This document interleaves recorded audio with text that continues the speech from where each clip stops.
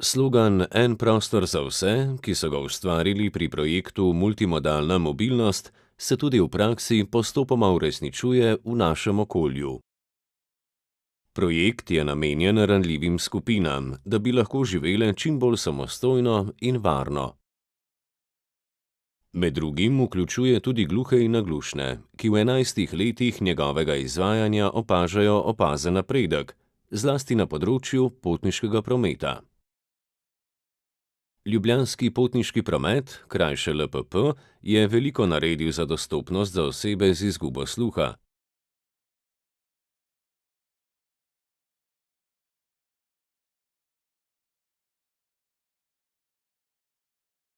Za njih je značilno, da potrebujejo dostop do informacij, medtem ko drugi invalidi potrebujejo fizični dostop.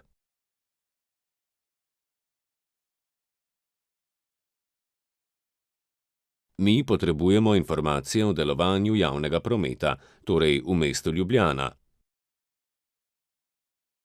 LPP je v avtobusih postavil informacijske table.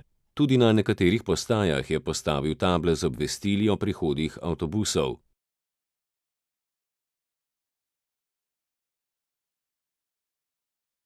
Naredili so mobilno aplikacijo, kjer lahko vidimo, kam naj pridemo, s katerim avtobusom in kdaj lahko gremo z avtobusom, čas od ene postaje do druge, vse to je v aplikaciji, kar nam omogoča, da vemo, kdaj je čas, da gremo do avtobusa, ali kdaj pričakujem, da bom prišel na postajo, ter lahko spremljam tudi vmesne postaje.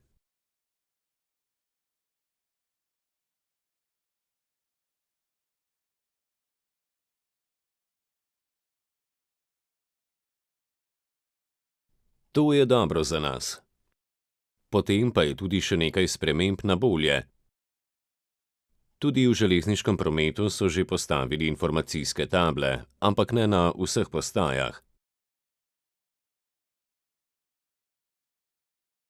Še vedno pa pogrešamo informacije na postajah, ki bi nas obveščale o prihodih vlakov, o zamudah.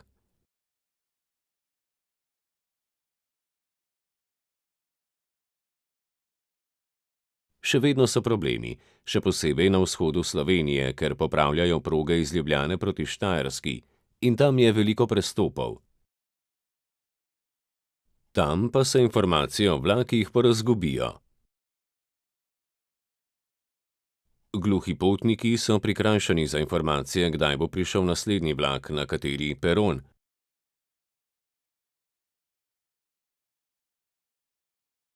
To se je dogajalo pri Zidanem mostu, ko so zaradi obnove morali prestopati na drug vlak v Zidanem mostu.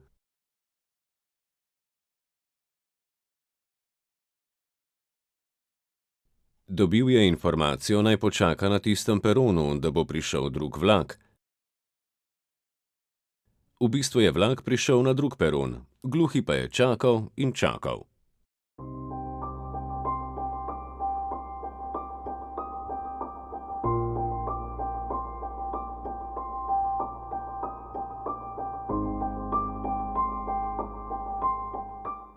Enostaven dostop do informacij, na primer za vlake, o prihodih in odhodih vlakov na spletu.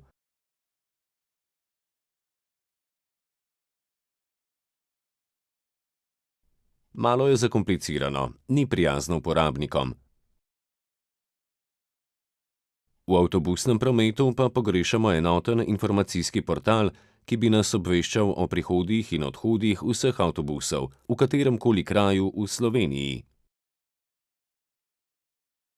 Če na primer iščem avtobus iz Maribora v Ljubljano, moram iskati na različnih portalih, ker imajo prevozniki svoje spletne strani.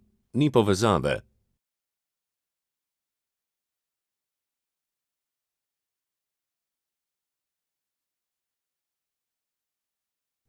Je pa velik napredek na področju taksi prevozov. Včasih smo morali prositi nekoga, da naroči taksi prevoz, ali pa preko klicnega centra prositi, da nam naroči taksi.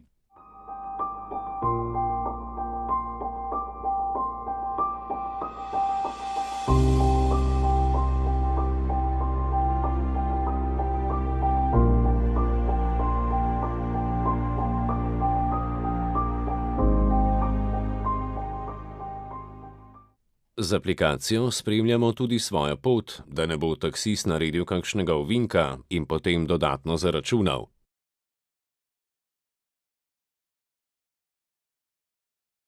Pa tudi, ko naročaš taksi, že vnaprej veš za ceno prevoza.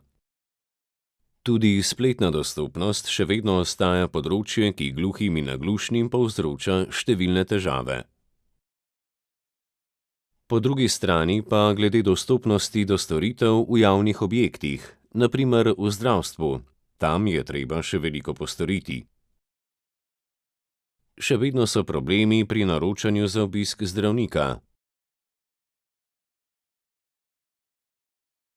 Minister za zdravje je spremenil pristop pri naročanju zdravstvenih storitev. Po novem bi morali, če hočemo priti k zdravniku, se moramo naročiti preko spleta.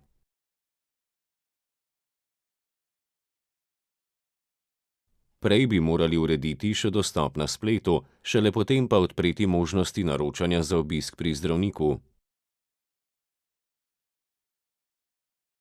To pa je problem za starejše osebe, ki niso vešči uporabe spleta in se jim potem zatika. Kako naj se naročijo na zdravstveno storitev, ko pa nimajo dostopa do tega spleta? Projekt Multimodalna mobilnost se trudi izboljšati dostopnost in mobilnost osebam z različnimi oviranostmi. V projekt je vključenih že 129 občin in približno 1 700 000 prebivalcev. V zadnjem letu, dveh smo dodali model za osebe z motnjami v duševnem razvoju, se pravi, smo dodali peto skupino. Tisto, kar pa pravzaprav preizkušamo, pa danes nisem rekel, je pa še umetna inteligenca, se pravi, da izvajamo neke pilotne izboljšave na podatkih najprej, potem pa bomo šli naprej tudi na uporabniški pravzaprav strani. Vidimo, da se da mogoče predvsem iskanje informacij pa neke odgovore bolj poenostaviti, ne. Projekt poteka tako, da najprej sklenejo dogovor z občino, nato pa osebe z različnimi oviranostmi na terenu zbirajo podatke o dostopnosti in mobilnosti. Te kontroliramo, potem jih damo pa v pregledovalnik.